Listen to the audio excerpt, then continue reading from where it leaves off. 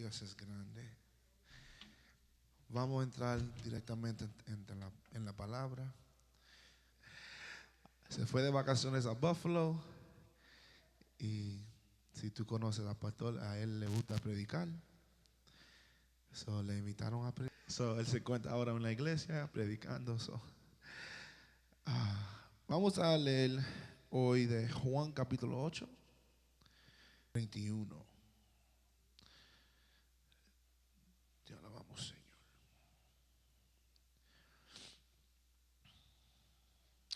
Versículo 31. Y vamos a seguir con el tema liberación total. Señor, tu palabra es bendita. Y vamos a leer. Dijo entonces Jesús a los judíos que habían: seréis en mi palabra, seréis verdaderamente mis discípulos, y conocieres la verdad, y la verdad os hará libres. Y les respondieron: linaje de Abraham somos, y jamás hemos sido esclavos de nadie. ¿Cómo dices tú que seréis libres? Jesús les respondió: de cierto os te digo, de todo aquel que esclavo es del pecado. Y el esclavo no queda en casa para siempre, el hijo sí queda para siempre. Si el hijo os libertaré, serás verdaderamente libre. Vamos a enfocarnos en el versículo 36 que dice: si el hijo os libertaré, seráis verdaderamente libre. Se puede sentar en esta tarde. Empezamos el año con total surrender, entregándonos todo al Señor de tema. Y estábamos con ese tema como 5 semanas. Entonces entramos y ahora estamos en este tema que es liberación total. El pastor y en sus semanas antes está hablando, Dios desea que nosotros seamos libres, y libres en Él. Y a veces pensamos, y en nuestro caminar con Dios, muchas veces queremos hacer libres en Él, pero hay algunas áreas de nuestras vidas que no sientes que no sentamos que estamos libres. Quizás es un pecado que estás batallando constantemente, una adicción, una prueba o algo en nuestra vida que Dios ha permitido, pero nosotros no sentimos en esa área que somos libres. Y viene hoy a decirte que Dios los quiere hacer libres totalmente. En este versículo, en este pasaje bíblico, vemos que Jesús está hablando con unos judíos que han creído en Él. Que en ese tiempo había muchos judíos que no han creído en Él. Por eso le mandaron a crucificar. El pueblo de Israel, la nación escogida de Dios, pensó que el Mesías, el Salvador del mundo o de ellos, iba a coger a la nación de Israel, la gente de Dios, y ponerlo sobre cada nación en la faz de la tierra. Y por eso cuando Dios dice: yo soy el rey, yo soy tu rey, para ellos es como wow, el Mesías que tú estás diciendo que tú eres iba a coger nosotros como una gente, y no tenemos que estar sobre la autoridad de Roma, de los romanos a ese tiempo. Lo que ellos expectaban, esperaban fue un rey, un Mesías que iba a ser la gente de Dios o el pueblo de Israel como una supernación en la tierra. Y nosotros sabemos que eso no fue cierto, porque Dios dice: yo vine a establecer mi reino aquí en la tierra. Y Dios se enfocaba más en tu corazón, en los corazones o las acciones, o predicando el mensaje del Padre, de cogiendo la nación de Israel y poniéndolo sobre todo nación. En eso los discípulos y ya Dios, a Jesús está en su ministerio predicando. Y había judíos que no aceptaron a Jesús, pero había judíos que sí um, aceptaron a Jesús como el Mesías, como el Salvador. Y en este versículo, en este pasaje, él está hablando a esos judíos que han creído en él. Y él dice, si vosotros permaneceré en mi palabra, serás verdaderamente mis discípulos y conocieres la verdad. So, la verdad de la palabra y constantemente de Génesis hasta Revelación, hasta el Apocalipsis, dice una cosa: nosotros necesitamos un Salvador. Desde Génesis 3, capítulo 15, la primera profecía que el Mesías, que Jesús va a venir, hasta el último amén, todo grita: nosotros necesitamos un Salvador. So, Jesús está hablando con sus discípulos y con esos judíos y le está diciendo: manténgate en la palabra, porque la verdad es que necesitan un Salvador. Muchas veces que la palabra de Dios es como un espejo a nosotros, que vemos o leemos la palabra y el corazón de nuestro que no es bueno, que mis deseos no son buenos, que dicen que necesitamos un Salvador, que necesito más de Cristo y más de Jesús. Desde el principio Jesús o Dios constantemente el pueblo de Israel la gente de él en salvándonos de ídolos o de otras naciones, pero encontraban batallando su pecado constantemente. Y la Biblia grita a nosotros cuando leamos: tú necesitas un Salvador. Y esa es la verdad. Hasta ese día no hay una persona que no necesita un Salvador. El Salvador es Jesús. Ya conocemos esa. Esta vida, la verdad oso es que no lo podemos hacer solo. No lo podemos hacer solo. Andando en esta vida es difícil enfrentar y hay cosas que nos vas a hacer caer, porque estamos batallando con cada día. Y Jesús quiere darnos la liberación o el poder para overcome, to sobrepasar. Y esa liberación se encuentra en Cristo solo. So, cuando Jesús está diciendo a su pueblo: manténgate en la palabra, es porque Él sabe que la palabra nos vas a dar fe para reconocer, y Él nos va a hacer libre. Y es así que cuando leemos la Biblia, cuando leemos la palabra de Dios, continuamente que yo necesito más y más y más de Dios. Y Él, siendo un buen padre, que mandó a su hijo para morir por nosotros, vas a hacernos libre totalmente. Y esa gente que estaban ahí, una buena pregunta a Jesús en ese día.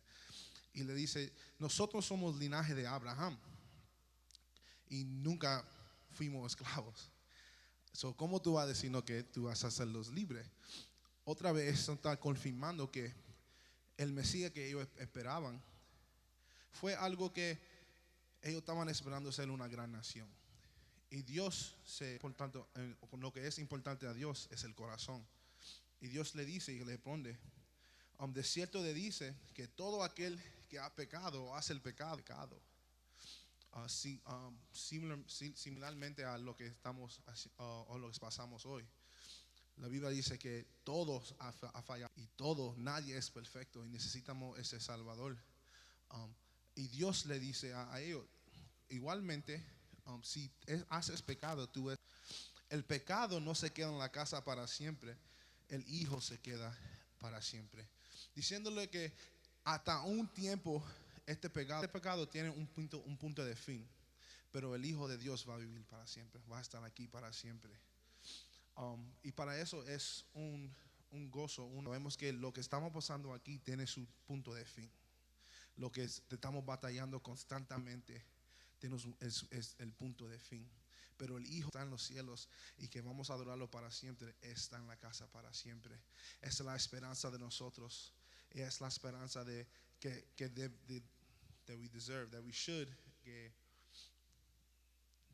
not merecemos, that we should share, que tenemos que compartirlo cada día.